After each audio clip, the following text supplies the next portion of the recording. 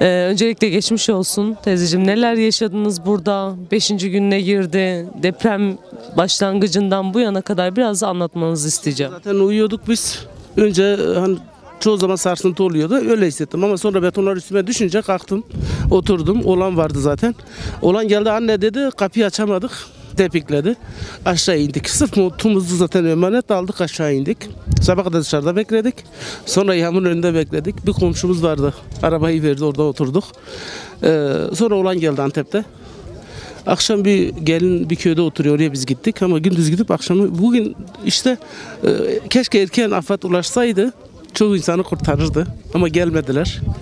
İhmalkarlıklar var mıydı teyze? Var. Tabii var. İlk gün gelse, ikinci gün gelse de yine kurtarlardı çok kişi.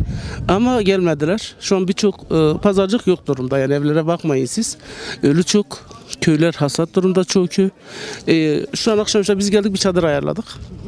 Yardımlar geliyor son. Şimdi gelmiyor desek yalan.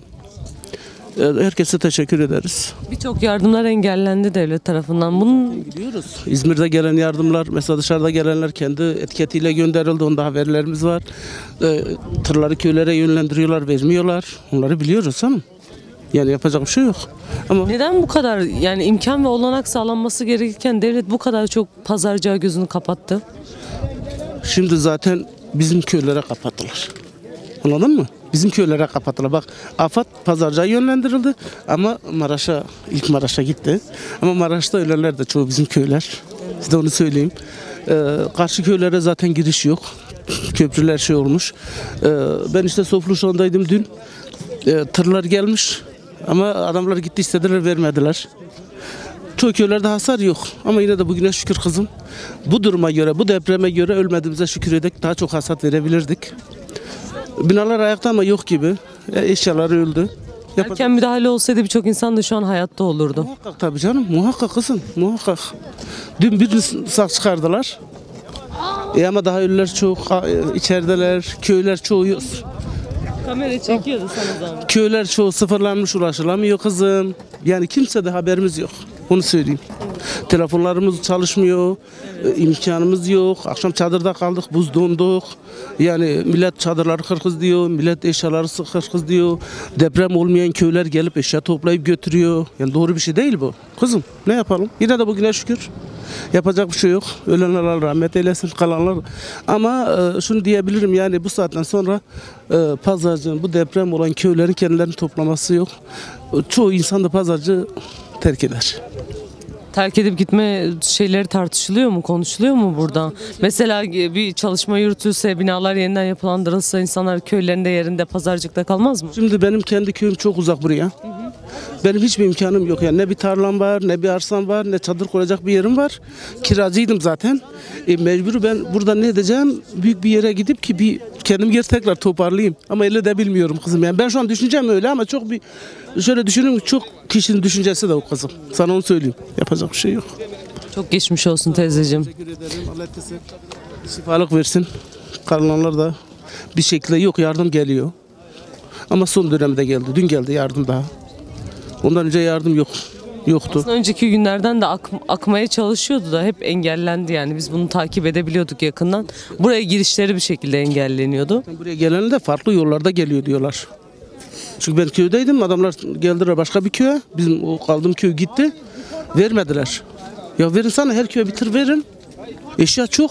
Pazarcığa yağdı. Şimdi desek ki kimse yardım göndermedi, ayıp o. Dünyanın dört tarafı merkez pazarcık ama herkes farklı yerlere götürdü. Bu da doğru bir şey değil. Herkes ihtiyacı kadar alsın. Herkes yararlansın. Kim olursa olsun.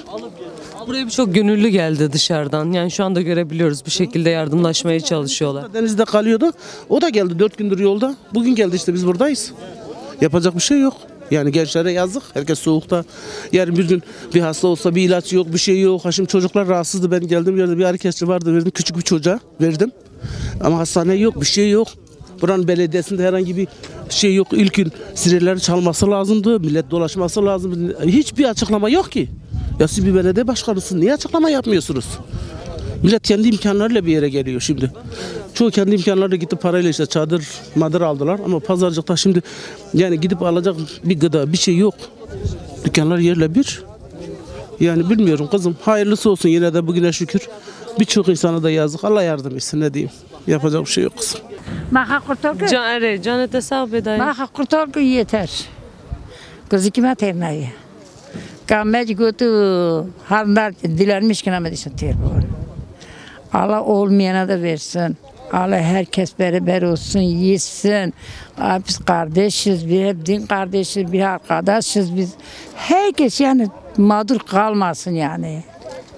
Teyze siz burada neler yaşadınız? Geldiniz mesela.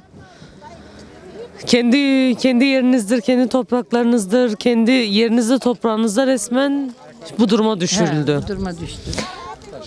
5. günde girdi deprem. Deprem çok kötü vurdu. Çok kötü vurdu. Çok kötü. Bir sürü insan dışarıda kaldı. Yani neler yaşadınız o süre zarfında? Kimse gelip gitmedi buraya. Bizim Kürtlerde başka kimse gelmedi. Ancak Kürtler baş kaldırdı. Kürtlerde birlik olsun, beraberlik olsun. Kimse kendini boğdurmasın. Öyle değil mi? Zaten buraya gelen yardımlara baktığımızda hep aslında civar Kürt illerinden, Kürdistan'dan. He, kurmancıma doğru kalsak not ediyorum ben. Allah razı olsun. Gönderene de, getirene, dağıtana da Allah incitmesin, razı olsun. Yeter yani yaptığım. Ancak öyle olur. Eviniz hasar gördü mü teyze? Pazardaki asansörün üstünde ora düştü. Bizim balkon düştü. Ama dışarıda da çatlak çok. 5. katta çatlak olmasa da kimse binemez, giremez. Elektrik yok, su yok. Nerede kalıyorsunuz burada? Burada bizim bir komşu, eskide burada komşum var ya, o ağaçtaydı ne. Allah razı olsun, akşam buradaki kızları da götürdük. Kat kalifer döşemişti, orayı yaktık, kızların odasını ayrı kurduk biz akşam. Biz kendimizi ayrı kurduk. Var mı böyle sağlam bir iki bina bu taraflar? Burada bir tane sağ ol. 2 tane var, birine kimse fazla gitmiyor ama ona biz hepimiz oraya sığındık.